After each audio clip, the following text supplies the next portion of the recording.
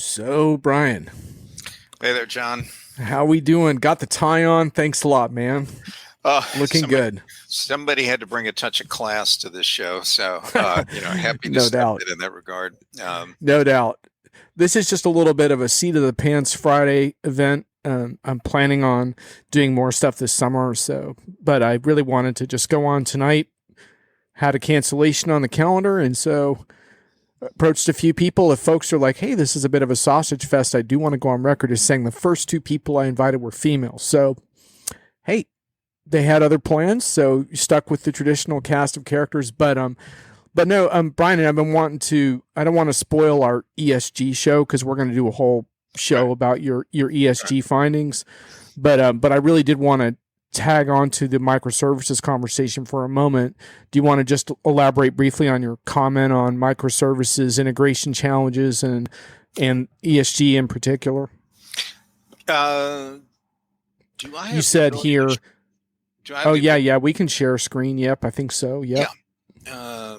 And I can pull up a slide. Hold on. Yeah. Can you see it? Oh yeah, there we go. You got a It's at it slide right. up here? Yeah. So what I'm really trying to show, the challenge on ESG is there's that kind of pinkish box there, which is the way data flows in and around your firm. And it's the traditional kind of view of things from like an ERP system where you got data that's coming out of plants and distribution centers, whatever, and it flows uphill to world intergalactic headquarters. And that's really where the flow of information is for most companies, most systems. And I know, yes, they may have a transportation management system or a supply chain management product or even a CRM one on the value chain side, but they don't collect a lot of the elements that you see listed down below. Things like, does that supplier or that supplier pay a living wage? Do they use forced labor or prison labor? Do they offer child care? There's a whole bunch of elements that you want to track, and it comes from all over this horizontal band here, and there's very little of that information that's actually captured or available today. So when you think about all the systems you're going to want to tap into, it's more than just your production systems, but it's all the systems of all of your supply chain value chain partners.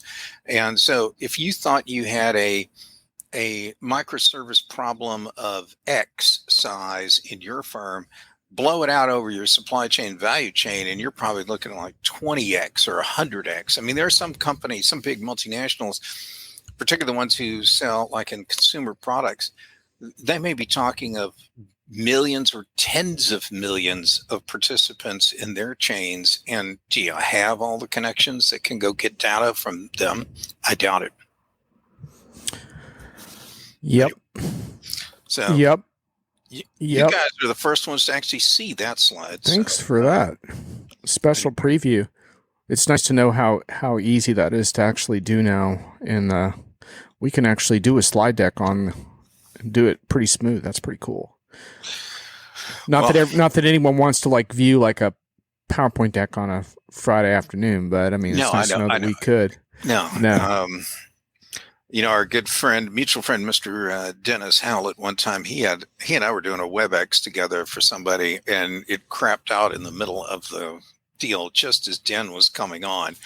And in a matter of seconds, I mean, literally under 10 seconds, I shared a window on my screen, and I started giving a kind of a presentation like his, and then till he could reestablish connection and join the call a couple of minutes later.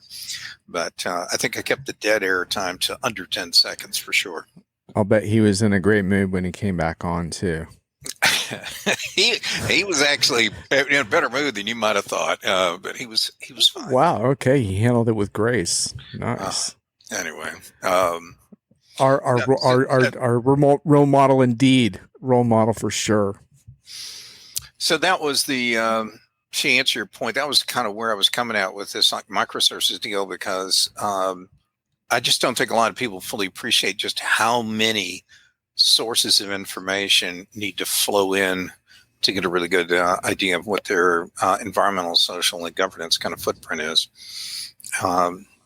It's also, anyway, we'll save a lot of that for the show to come. How about that?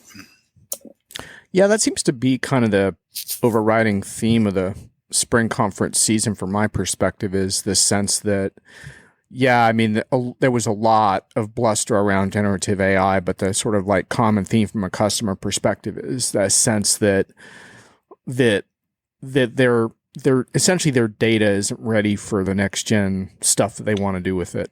And No. so how do you close that gap? Because until you close that gap, there's just a major disconnect, because you can't plug next generation tools into an architecture that has a shoddy data platform and expect to get a result. So it's funny, you guys are having this call right now while I'm trying to get my article together for Diginomica on the Canaxis show that I was at in Nashville this week. And I was thinking of that exact point you're bringing up relative to that show, because Canaxis gets these really large, complex, global, multi-tiered, multifaceted kind of supply chain type of customers, big consumer products companies, for example, big global manufacturers with complex products. And those folks, they live and die by their ability to manage disruptions to their supply chain, no matter what causes them. So at one level, the attendees were at that show trying to find out a better way to align execution planning around their supply chain and minimize disruption. But on the other end, they've all got this, the emissions piece in particular of ESG. They're really focused on that as well. And they feel the time is running out for them to get stuff caught up. Related to that, I talked to a bunch of these folks. That was probably the coolest part of being at that show, was rubbing shoulders with so many of these giants in industry. And they were all confiding that, oh yeah, you could tell they're going to be lucky to get their hands just around the emissions piece of the environmental part of ESG, because they're dealing with so much dynamism in their businesses. They're doing mergers, acquisitions, divestitures. Mm-hmm. They're having to reposition assets like distribution centers and warehouses.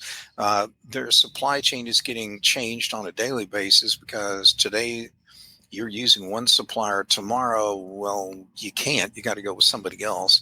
And Right. that just changes up all the metrics on all this stuff. One speaker, I asked her straight on in a Q&A at a session about how, what are you going to do with all your plants? Because a lot of theirs were built like 50 years ago, and you don't have all the sensors and the IoT and all this other kind of technology to really get a crisp, real-time or granular level information. And she just looked right at me and the rest of the audience. She goes, I know the problem, and the only way we're going to get there is to build factories of the future. It basically, the old plants aren't going to be able to carry the weight, I guess, of what's going to be required going forward. Anyway, yeah, that was a cool show. And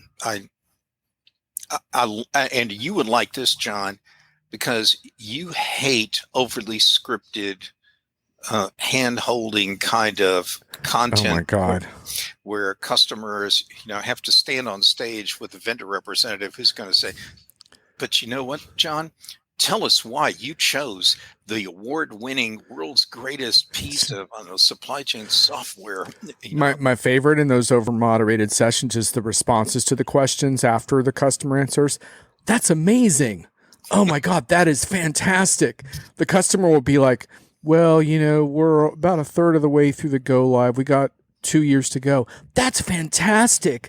That's amazing. And it's like, oh my God.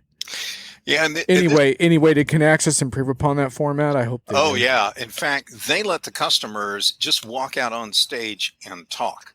They didn't have. Oh yeah, I love that. The mic handover where you just hand the mic to the customer and step off. I like that. Right. They did that. That's a good format. In some cases, some of the customer, and they gave them ample time.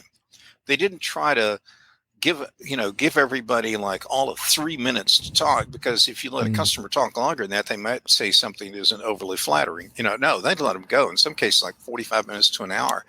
Wow, cool. And some of the customers brought 2 and 3 other people from their firm with them to talk. And man, these people had they had great content. I'm sure somebody worked with them just to make sure like the slides all hung together and they worked through the stuff, but it wasn't that overly massaged, overly polished kind of stuff that just reeks of infomercial. It was exactly the opposite of that. And it was, that was one part of that show. I thought you would have probably stood up and given somebody an award or at least a standing ovation for that. Anyway. Yeah, no doubt. Isn't it amazing? It doesn't actually take all that much. You just have to step out of the way and let your customers do the talking. It's kind of go figure. It's a shocking idea. I know, but right. Well, if you've got confidence that you've built a market ready and value creating product, then you should be comfortable enough to step aside and let the customer do the talking. Yeah, absolutely. And it's the ones who feel they really have to control the message so much. Those are the ones that just gets my spidey sense going. It makes me want to dig in and be a super cynical analyst and take them apart. Not that you've ever seen me do that, but anyway. Oh no, I've never seen that. Yeah, it surprises me how many vendors don't really see that. Like I had a lot of times this spring where I interviewed customers and the interviews were really good, but for whatever reason, the vendor felt they needed to like have a babysitter sitting at the table. And look, it's fine. I don't mind that. But I don't think they realize how powerful it is when they just walk away and just say, hey, just have a one-on-one with our customer, Mm-hmm. And, it's just such a show of confidence that, you know what, like we trust that ultimately this was a good project. And even if a few like rough edges come out, who cares? Like we were successful and, so anyway, I really love it when vendors kind of realize like, yeah, like let's just let our customers do that. And to your point, I mean, you do have to do your homework and make sure that you're delivering, well enough to make those stories shine. But at that point, just step out, let them carry the flag for you. I know it's crazy, but whatever. Anyway. Well, given the seniority of the people that spoke and the enormity of the organizations they come from, I'm quite confident these people have great public speaking skills and the vendor should just turn them loose, get out of their way and let them go. And that's what they did. So that worked out real well. It is really interesting. It is really interesting though, because I think this whole generative AI discussion that's been going on throughout the spring, I actually had a snarky strike through in my latest article because I said I described it as the generative AI conference season, and then I struck through the generative AI and put enterprise software because it just basically was like at times you wondered if you were at a generative AI show instead of like an enterprise software event. But I think there's just a whole lot of problems, but one of the big ones was just like this sort of idea that you're going to take this fancy thing, never mind if the generative AI is ready yet, but let's just say it is ready, and just plug it in, and now you go into hyperdrive, like warp speed, like, when the Millennium Falcon goes into like warp whatever, and it's like, well, but actually some of the most important data in the enterprise is not readily available to be accessed in that manner. And manufacturers are a great example because they have, talking to manufacturers like at the recent IFS show and stuff, like they're really interested in AI technology, but at the same time, like they have a lot of old equipment that isn't yet on any kind of it's essentially not communicating. And if it's not communicating, then it can't be a part of the generative AI experience. It can't be a part of things. And, pretty much wherever you look, there is some form of data that isn't ready. And anyway, so hopefully what's going to happen is customers are going to take this as motivation to start tackling these problems and saying, well, why isn't it ready? And can I get it ready? Because, we've been talking about this for years now. So maybe that'll be the one really good thing to come out of all this is customers realizing this shit's going to underperform when I plug it in. Anyway, whatever. We'll find out. Well, right now I'm amazed at how many people who have tried one little silly thing with like ChatGPT, like fix my resume, and they're all now professed artificial intelligence experts. And the first people I knew that worked with AI and machine learning back in the early 90s, maybe, they were still working with Lisp and other kinds of utilities. And this stuff still, you, I, just because somebody watched an episode of MASH doesn't make you a surgeon. And Mm, when I see all these armchair AI jocks wanting to lecture me, in their podcast and post about how, how great the world's going to be now that all this AI stuff's going to be out there, I just really wonder, like, I sure hope there's some accountability for these people in a couple of years when all the pipe dreams and the problems they glossed over and so forth come home to mm. roost, because I want to be there wagging my finger at them and going, "You idiot, you chumbalone! What were you thinking when you did this?" I mean, we can all see that we're way overshot the normal peak on the hype cycle, and we're due for a valley of despair, a trough to come up at some point. I just don't know what the most embarrassing screw up is going to be yet, but I just feel it in my bones. It's going to be spectacular, absolutely spectacular. Yeah, it feels like Richard Duffy's saying that AI experts are the new generation of crypto bros. Ouch.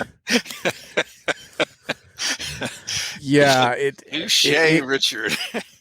Good one. indeed. And yeah, I mean, it's going to be an interesting time because I think that, this is obviously a cultural phenomenon in a way that, my big beef with the whole Web3 crypto metaverse thing that Richard's referring to is essentially it's a VC fantasy, like with niche audiences that someone decided this is the future for everyone. And the interesting thing about obviously the generative AI stuff is the broad adoption of the technology in various ways. And so that forces us to talk about it, right? Because that's actually people actually using this stuff and it's popularized this conversation. So we do have to have these conversations. And so what I decided to do is just dig deep into the technology, which is what I'm doing. And the deeper I dig, the more surprised I am at the limitations of this tech, and that they're not going to be overcome in any time soon. It's not like, oh, GPT-4, GPT-5 is going to solve all of this. It's not how it's going to work. And I'm not going to get into all the technology architectural things right now. But to your point, I think one of the mistakes some companies are going to make here is they're going to use this as a headcount reduction exercise. And they're going to say, oh, well, we don't need a content team anymore. We're just going to use this tool to pump out this mediocre crap. And they're going to find out, like CNET did, that it takes, it's embarrassing, and then you have to go through and do all the fact checks and fix all the stuff that's wrong. So there's that scenario, or the service scenario, right? We're going to get rid of this call center. Everything's going to get handled by these human-like bots that understand everything our customers want. So I think, to your point, that's where some companies are really going to embarrass themselves. It's not so much going to be like, yeah, there will be like, oh, my proprietary information got exposed. I mean, that's already happened. But it's going to be more like an overreach of like, oh, we can automate the shit out of this and get rid of all these people. And what they're going to find is it's not that simple. But anyhow, that's what I think. Well, I share the cynicism because I don't know if you know this, John, but I'm left-handed. And lefties think differently and use different parts of their brain than the rest of the general population. So when a chatbot ever pops up on my computer, I just don't seem to be able to communicate with them or communicate well with them. I mean, I could ask a question like, how's the weather outside? And I get a question about like, Brian, cloud applications were designed for high performance computing. And I'm like, what the hell does that have to do with the weather? I think whether it's the machine learning or whether some of the old chatbots, which were programmatically, created or structured by people, there's so much room for things to fail, and I don't see the mechanisms yet, other than people tell me, oh, but you just got to retrain it, you got to do this, you got to do that, and I keep asking questions like, who's going to find all the drop-off points and the screw-ups and the failures? I don't see that kind of technology on the horizon, which makes me wonder, is this stuff, aren't we still talking about being possibly years away from seeing something that can go into a real production mode that actually solves a really decent problem? You know, I mean, yeah, something rinky dink, maybe, but even then, I have problems when chatbots come up for just something simple like I want to cancel my, car stereo service, streaming service. And, and I know some of these clowns, they diabolically they make it intentionally difficult for you to ever cancel anything. Richard's back in. Richard says he's seen a few partners soft launch support offerings driven by ChatGPT, but it's just ChatGPT with a predefined syntax to limit the results to the product, and a customer with their own ChatGPT account can get the same result.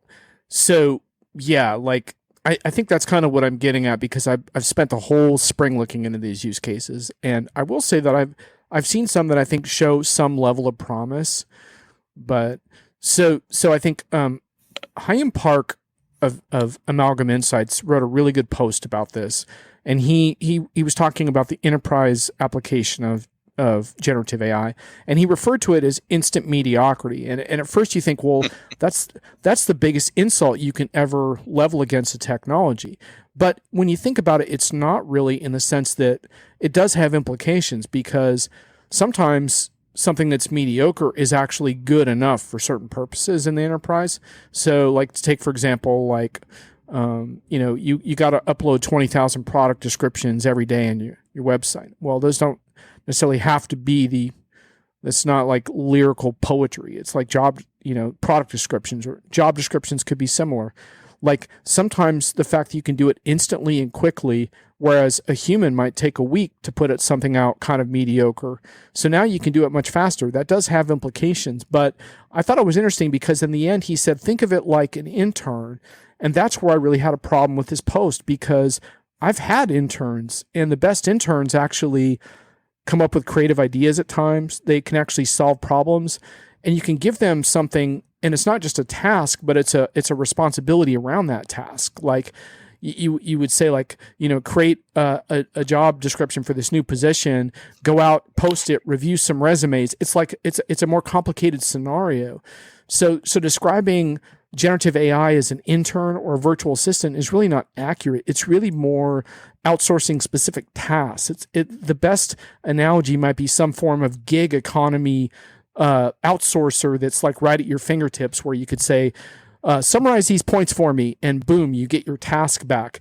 But you're still managing the task. That's the point. It's not some revolution in productivity, because you still have to manage it. And anyone who manages anything knows that managing stuff is where the time-consuming part is. Ultimately, you're the one. It's the human in the loop scenarios. You really can't remove humans from a lot of these loops.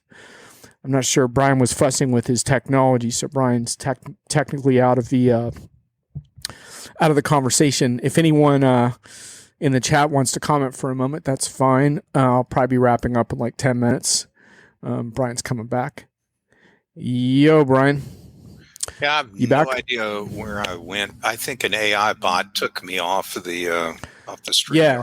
So anyway, just wrapping that up, Brian, I think there's a big difference between, like, I think an intern is way too high a compliment for these technologies. I know what Park was trying to do. He was trying to imply that it's a lower skilled individual, but actually I told him on Twitter that it's an insult to some of the best interns I've had, who are like, you could set an intern loose on a project and it might not be perfect, but they would actually complete the entire project. That's not what these technologies do. They don't have that ability. Oh, and an intern can even do something customer facing and like make the customer happy at times. So Richard says it's positioned as innovation, but it's not. And for SME customers, they've seen the application of this tech to answer relatively simple questions to give the customer an answer that, without paying someone for a support contract. Yeah, I mean, I think it is interesting too, because you think about like, oh, and they don't have to wait a long time for an answer, which is exactly the point around instant mediocrity, right? Like, you can get stuff in an instant. And at times, like, so if someone lacks, great medical care or great legal counsel, maybe, this technology gives them access to some things, but there's a buyer beware component to that as well. Yeah, it kind of reminds me of that old definition of the difference between, was it horseshoes and that horseshoes and hand grenades, are two things where close enough is good enough. And that's kind of really where we are with some of the AI, generative AI kind of tools today. Somebody's going to write that down and tweet it. I can feel that coming already. Oh, yeah. Brian just advocated for the use of hand grenades in certain situations. Anyway. Aside from the hand grenades that you lob at vendors during analyst sessions? Yeah. Do those count? One vendor actually came up and reminded me of how I can, let's say, cut to the bone, in like the first 5 words of a question, to an executive. But yeah, I'm good with that. Yeah, Richard says it's mediocre, but in a lot of scenarios it's correct. And Richard, that is true. And, and in a lot of cases you get what you need, but the problem is that there are some cases where you can't afford to be wrong. And I'll give you an illustration of this, Richard, to tell you exactly what I'm talking about. Hi, Tracy. Welcome back. Nice to see you in the chat. Yes, we are still live. This proves it. Looking forward to your salty commentary as we get back onto the video horse this summer. I'll try to be doing this on Friday afternoons, not every Friday, but frequently. Richard, so let me just explain to you kind of like how I look at this from an accuracy perspective, because generative AI is not going to get to 100% accuracy. That's not what it does, because it doesn't understand what it's doing. It's predicting the next word, so that's how the technology is based. But maybe it can get, in some cases, 90, 95, 97%. So I was having some debates with some vendors because I noticed one particular vendor described this as a revolution in one-to-one personalization. And so I pulled them aside and I said, no, like that's not correct. And I asked for clarification. And when we discussed it further, where we got to was that actually, no, this is more of an advancement in segmentation than true one-to-one. So let me give you an example of that. So for example, let's say a salesperson wants to use generative AI to write more personalized emails to prospects. The problem is that even with a human in the loop scenario, you could miss some very important details on an email that could have really damaging effects to a VIP customer. So for example, you have generative AI send an email to a customer that says, we're really looking forward to seeing you and your wife again at the resort next month. And it turns out that this person's wife has cancer, or even worse, has died or whatever. You can't walk that kind of pseudo personalization back. That has a damaging effect. And so essentially that's an overreach to fantasize that these machines can now conduct one-to-one relationship building. They can't do that, at least not if you have VIP customers like that, because the risk is too great that something would get screwed up. And unlike some factual error, like spotting something like that's going to be really difficult for a human to spot. It's just going to hit send or go out automatically. But this notion of having more advanced segments makes a lot of sense. And this technology is going to be very good at, especially if your data is updated properly, it's going to be very good at identifying certain segments and certain triggers and getting out messages to people in that group. So essentially, you just have to be wary of this overreach of the technology. It's not that the technology doesn't have use cases, it's just an overreach. So Richard says the disclaimers always have to be there, as you said, absolutely. And you have to find the proper use cases for it. Tracy said, don't you kind of have a person in one-to-one personalization? Well, yes, that's kind of what I feel. And I thought it was interesting that the vendor in question kind of walked back. They walked the language back. And it's not like they didn't apologize for what they said or anything, but they said, yeah, they took it on board, and they said in the future, we'll talk more about advanced segmentation. I said, thank you, because one-to-one personalization is really, that's a misleading description of what this tool is going to be good at, in my opinion. I mean, let's see. I mean, if y'all want to take on the challenge and try to send me some one-to-one emails written by an AI, go for it. Let's see how you do. I'm really skeptical. And believe me, I would love to sick an AI on my inbox. I mean, nothing would make me, I mean, I don't know about you, Brian, but if I could just get a little update from my assistant saying, you had 100 email messages today. I have responded to all of them. Your inbox is at 0. that would be like the greatest friggin' day of my life. Like, I'm not going to No, fight no, that. no, no. That would be the worst day of my life because they're all from schlocky PR firms who want to pitch me a briefing. And the worst thing that could happen is some AI tool booking up my schedule with demos of products that I can't spell and have no interest in whatsoever. So no, I don't, I'm not looking for that. That is not nirvana for me. Plus, I already get enough emails from people that misspell my first name. I'm tired of being Brain or Brian with a Y or Byron. I don't need all those. And a real life example, let me put this out there. We had a distant relative pass away recently, and what's been fascinating is all these law firms have been trying to reach out to other family members, and they're combing all these public databases that an AI tool Oh would be trained my on. God. And I know you're already starting to feel the skin crawl. And so Oh. these ambulance chasing types, they've been calling and emailing, and some sent blind FedEx packets our way. And it's fascinating how, number one, they can't find me for some reason. I do a good job of hiding my tracks, I guess, on the internet. But they have found lots of dead relatives and have been mailing them a lot of stuff. And but the inexactitudes of what's going on are incredible because depending on the source, they don't know if somebody's alive or dead. They don't know where they live. They don't know what state Right. they're in, how many times they've moved. Did they have any children or not? There's so many things they don't know because there's so much out of date information on the internet, and it's not date and time stamped. It's not effective date driven. It's not cleaned up or taken care of. It's not. So if you're going to rely on that kind of stuff, boy, you're standing in quicksand. And to think that you're going to personalize something, man, when I get those things that allegedly are personalized to me, and they've got the wrong name on there. I mean, not just misspelled, I mean, completely wrong. And I just die laughing because that person hasn't lived at this house in 12 or 15 years. Your anecdote reminded me of one of my favorite scenes in cinema, which is the beginning of The Verdict with Paul Newman, where he's crashed that funeral. He's like at the low end of his career as a lawyer, and he's like handing out his business card at a funeral. It's just like, oh my God. I don't always feel 100% about my work every day, but I feel way better than that. So, Mhm. and Richard, you're right about this notion that that low level service bot stuff.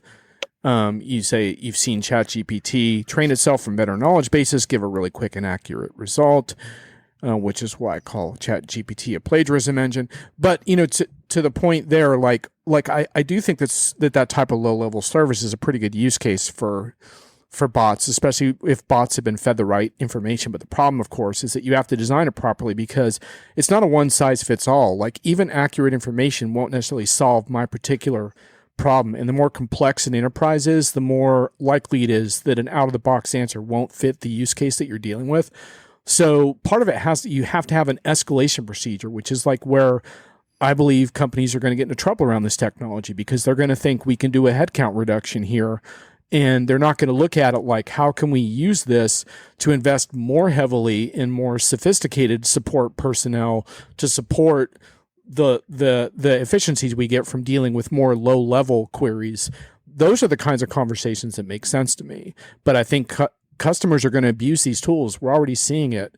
Like Barb Mosher Zink wrote a piece on Diginomica about a couple of people from a company that were like, can we fire our content team? And it's like, well, no, you can't fire your friggin' content team. Well, let me put it this way. If your content team writes crap that bad, then yeah, you should fire them anyway, probably, but not because of ChatGPT, just because your content team sucks. If your content team's any good, you can't fire them for this tool. I mean, that's ridiculous. So, John, anyone watching this at whatever time, I'd like you to go and look up the Johnny Cash song, One Part at a Time. because he talks about how he was working in a GM plant building a Cadillacs, and he would steal one major component every year or so, and he was taking home and he was building a car. Now we all know the car models change over time, and there's a picture on the cover of the most god awful looking car you've ever seen that was built one part at a time or one piece at a time, something like that. And I think about that when I think about the information that gets pulled together for these AI utilities. They're going to recommend something based on what they've learned across all kinds of different responses. And when they amalgamate this stuff, they may actually create a Frankenstein response that bears no reality of what you actually may encounter out there. And you're going to get the Johnny Cash one part at a time car for an answer when you really need something very focused on your particular. Brian, Tracy gets your reference. She says she doesn't have to look that up. She says maybe she's old, but she grew up on that stuff. So, we got a special guest. Yes, we have Roxy, the Wonder German Shepherd, who's wondering, when am I getting dinner? And I know that's why she came in to visit me. She had butted the door into my office. Well, soon, because we're going to wrap in a couple, but it's good to know that security is always a part of these conversations. In this case, security has 4 legs, but it's still security, so that's good. Yeah, she'll... I'll tell you, if you have a pizza crust in your hand, you don't have a hand anymore. But anyway, yeah, that's the security we've got. Richard says, agree, which is why uninformed, he's referring to my service conversation. Agreed, which is why uninformed execs shouldn't be allowed to make decisions based on this. They have to see it and use it for themselves, as if that's going to happen. Yeah, well, I'm glad somebody caught the Johnny Cash reference. That made the whole appearance on here worthwhile. So thanks for that. Yeah, Tracy, no doubt. Tracy walks the line. So just as real long quick, as she wasn't singing the Folsom Prison Blues when she was doing it. But anyway, just real quick, Brian, we'll get your reactions to this. But just before we wrap, I just want to go through my most recent post on SAP customers reacting to generative AI. And I talk about highlights from the spring generative AI conference season. Yeah, that was a cynical strike through on my part.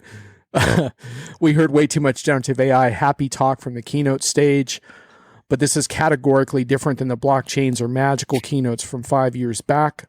Generative AI is surging on the backs of consumer adoption, not to mention the sharp rise in shadow generative AI within enterprise walls. There was some stat that said like 90% of marketers are toying with this and using it. A risky endeavor that companies must get a handle on. And then I go on and say, but we ran into trouble, and I want to just run through this list. The generative AI risk factors were mostly downplayed, but that's a top question of any CIO or CFO wants answered. The gap between customer priorities and vendors' AI talking points was often quite large. Other areas of tangible progress, such as the impact of robotics on the shop floor, recommendation engines on e-commerce, and automation in finance, missed out on being showcased, even though they are much more mature and therefore applicable at this moment. And then I said enterprise vendors have a terrific opportunity to address some of generative AI's shortcomings around data privacy, hallucinations, government, reinforcement, learning, and explainability. But more time is needed, and that wasn't always clear from the enthusiasm of the keynote stage. Brian, your comments. With one notable exception, I would say that vendor enthusiasm is it's the user conference it's the most exciting thing at the user conference, except for the marching band first thing on day one morning. It's you love a good marching band, Brian. Come on, man. Yeah, because I like nothing more than having bleeding eardrums, first thing in the morning, or having somebody with a bass drum standing right behind me, just beating the daylights out of that thing. Anyway, my reaction on your point is, oh God, I had a great thought. It was based up in the front part of your. Was it the bullet points or before? Just before the bullet points. Yeah. Just before the bullet points. generative AI surging on the backs of consumer adoption, not to mention the sharp rise in shadow generative AI within enterprise walls, a risky endeavor Yeah, that companies must get a handle on. yeah. Let's talk about that. So I think the whole idea of shadow AI is, that's something you could write multiple pieces on, because I know it's coming in at all over the place, um, and you're seeing it on the external constituents of a company. You're seeing job seekers using these tools to, polish up resumes and everything else. So it's there, and it is in the shadows, and there are not very good tools to detect it. So we always have technology arms races, and for every measure there should be a countermeasure. And right now, no one's talking about any countermeasures to AI driven kind of fraud. That's one. Number two is, I was fascinated several years ago, probably about 10 years ago. I studied who's selling big data and where is this stuff coming from? Because nowadays, this would be great stuff to train models on. And I was astonished to find out that in a lot of major companies, it's the chief marketing officer has been selling a lot of corporate customer and other kind of data to third-party firms, because it's a way for them to bolster their budget without having to go to the finance or capital committees to go get money. And it was amazing how much of that was going on in companies. So we've never fully declared a victory on stopping Shadow's technology spend anywhere. It's still going on. And okay, well, good. Richard, I'm glad some of them are starting to pop up. Richard's starting to see some AI detection tools start to pop up in his LinkedIn, Twitter feeds. Yep. But I think I have no doubt that that's going on. I just don't think they're at the same level of market awareness or penetration or even maturity as what we're seeing on the other side of things. Anyway, the bottom line is, I know there's all this spend. I know there's people selling data. I know people are going to be buying, stuff on the sly and experimenting with it, and it's not going through the real channels it should. I know all of that's going on because I've seen this movie before, and it's going to happen again here in the AI space. That's my reaction to your point. Yeah, and if you do a Google search on open AI detection tools and write the word fail next to it, you'll see a bunch of headlines like from the spring, OpenAI's new AI detector isn't great at detecting AI. I see one talking about correctly identifies 26% of AI written text.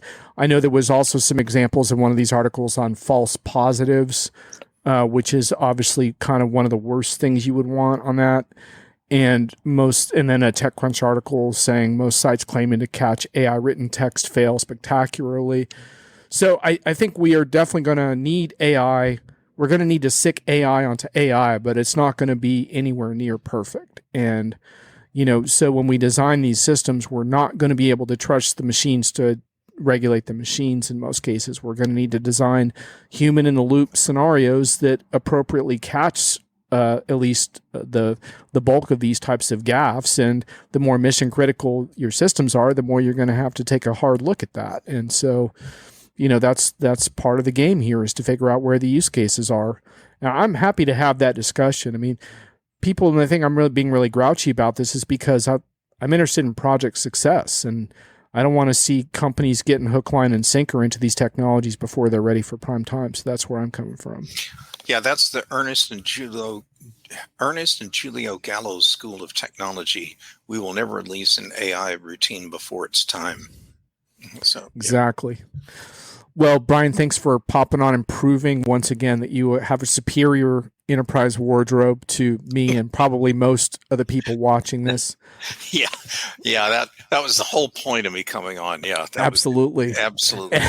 And you brought some good content too. So that's, fashion and substance is really a excellent combination. Oh, credit's not here, but I just got my new Whataburger long sleeve fishing shirt. And I could have worn that on the call. Next time, maybe for the ESG. Yeah, discussion, you it can wear shows that. on the back of it. There's a big largemouth bass jumping out of the water, getting ready to bite into a Whataburger hamburger. I mean, if that doesn't bring the fish into the boat by the sack loads, I don't know what else will. Anyway, with A couple of that, comments, real quick on the chat. Thanks to Richard and Tracy for keeping it lively. Tracy, at some point, I'd like to get you on the show at some point. So thanks for being such a regular, spicing up the conversations. And then Richard, also appreciate Richard. I got your message around other show content that I might not respond for a few days on that. Just so you know, I'm trying to exhale a little bit from a vigorous show circuit. And Richard's final comments. We have used it to generate some content frameworks for FAQs, which we then refine and add the personal expertise. Yeah, absolutely. I mean, I'll give you one sample use case I would like. I have like a bunch of longer pieces. I'd love to stick a tool like this on those pieces and say, create me a 15-page slide deck based on the high points. I would take that. Of course, I would gut it and change it. But that's because, like, for me, writing's easy and slide decks are hard. For other people, it's the reverse. So I think these tools have a way of filling in our shortcomings in areas where we're not as good. But I don't think I would never be like, there's a huge difference between create a PowerPoint based on this article or series of articles versus do that and send it to my most important prospect. And that's the part that it's not ready for yet. Richard says no problemo. Yeah, it stays salty and spicy. Absolutely. I mean, if you want an endorsement for those on your LinkedIn profile, I'll see what I can do. I'm not sure if LinkedIn will allow me to put those in there. If that'll help you at all, spice up the profile a little bit, we could try. Yeah, let's see if you can get that by LinkedIn on that one.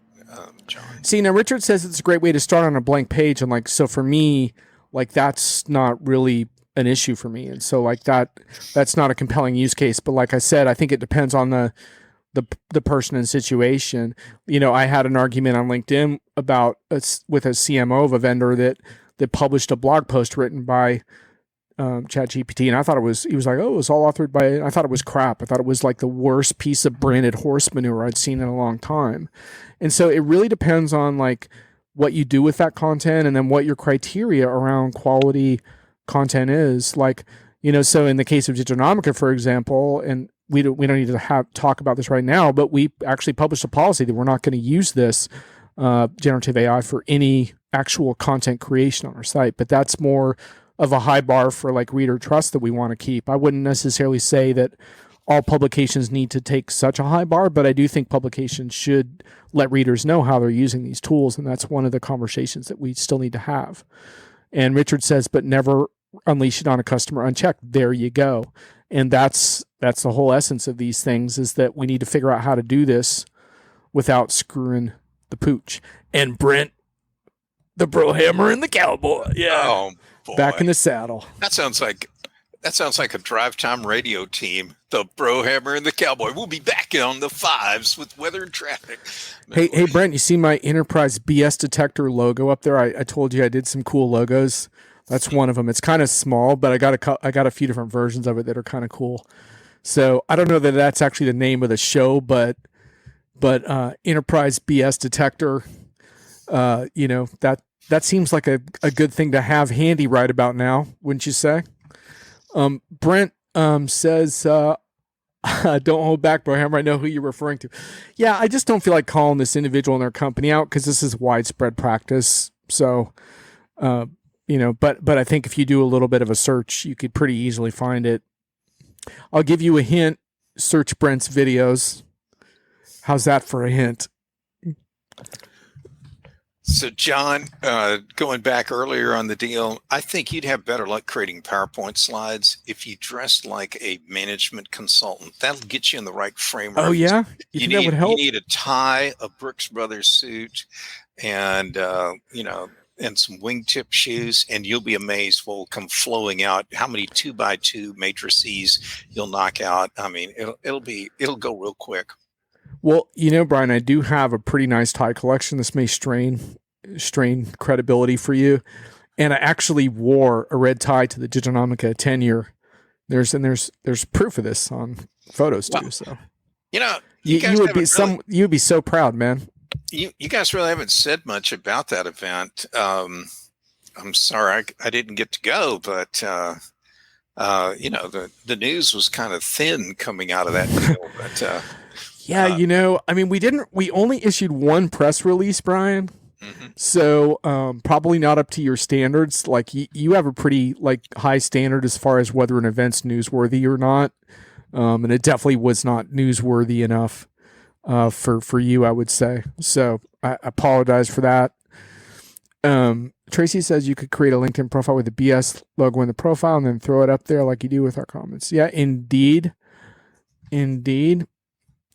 Anything to beat the LinkedIn algorithm and make the LinkedIn algorithm work in my favor must be considered. That doesn't turn me into a shill.